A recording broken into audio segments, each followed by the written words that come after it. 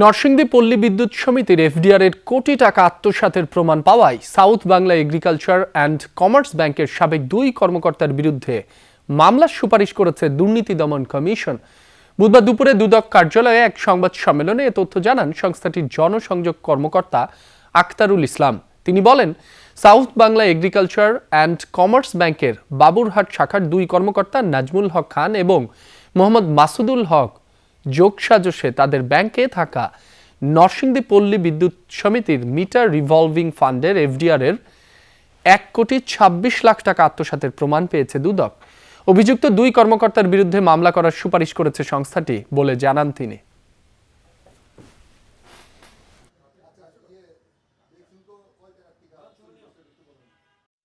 South Bangla agriculture bank Baburhat শাখায় এফডিআর-এর 1,26,00,000 টাকা south Bangla agriculture ব্যাংকের 2 জন কর্মকর্তা তাদের আইডি ব্যবহার করে আত্মসাৎ করেছেন।